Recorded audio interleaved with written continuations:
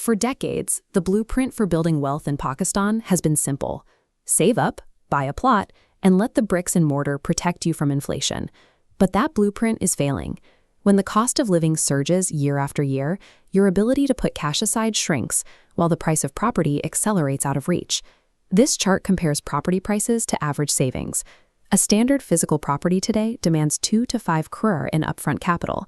Over a 10-year span, the line for property costs shoots straight up, while an optimistic middle-class savings rate barely creeps off the baseline.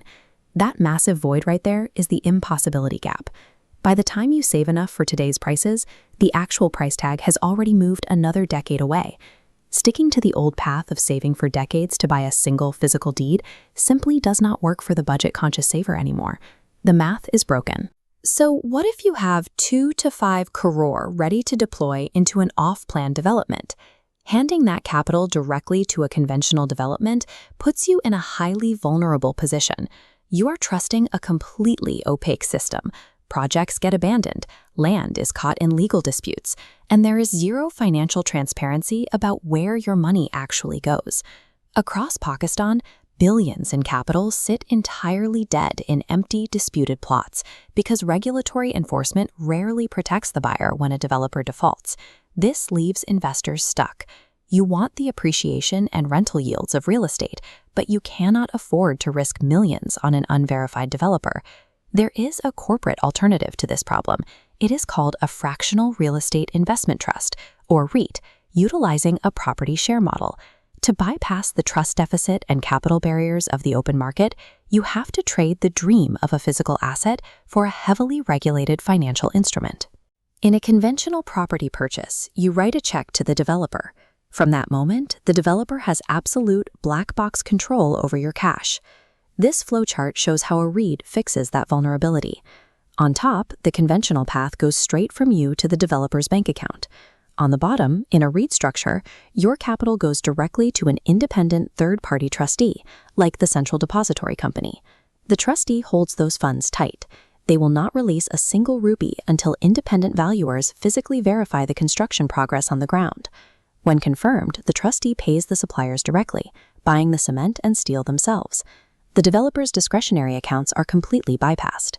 Instead of relying on a single municipal agency for oversight, a REIT construction project is actively supervised by more than 10 different regulatory bodies. Because these trusts are publicly listed on the exchange, they undergo mandatory public audits. Every transaction is transparent. Getting this level of institutional security means operating entirely above board. It requires stringent corporate documentation, permanently locking out any off-the-books cash transactions. Conventional real estate demands that you concentrate a massive portion of your net worth into a single, highly illiquid asset. The property share model breaks that barrier.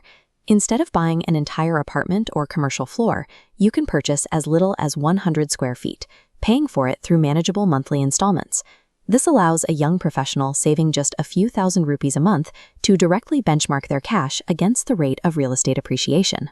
As property values rise, the value of your fraction rises with them. Here is the trade-off. Unlike a conventional house, you do not have the physical utility to live inside a 100-square-foot fraction of a commercial building.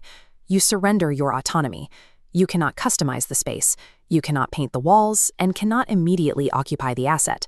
What you gain is participation in active economic development. Your money funds actual construction and job creation, rather than sitting in an empty dirt plot. You have to shift your mindset.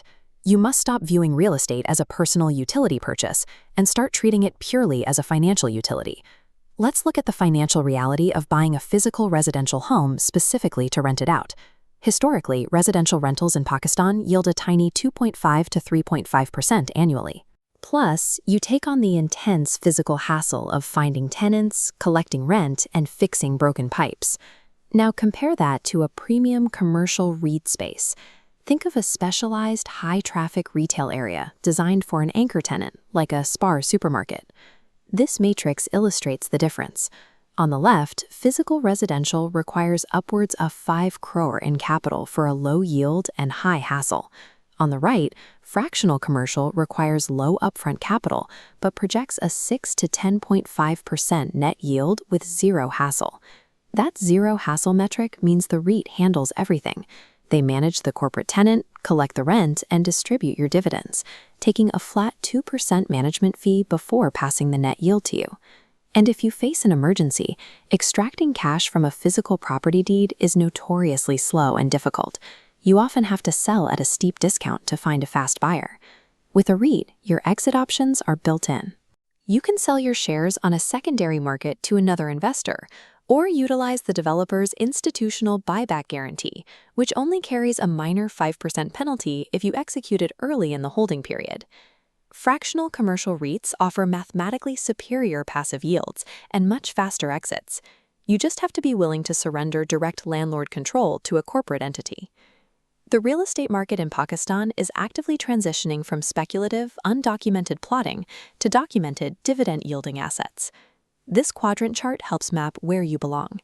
We are measuring your available capital on the bottom axis against your desire for physical control on the side.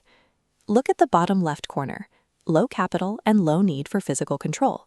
This is the exact target for fractional REITs. It serves savers who are priced out of the main market and overseas investors who want secure, remote exposure. Over in the top right corner, if you have high capital and demand total physical control over your property, the traditional deeded physical market is still your domain. You should avoid REITs entirely if you operate strictly in the undocumented cash economy, or if you are looking to build a house to move your family into tomorrow.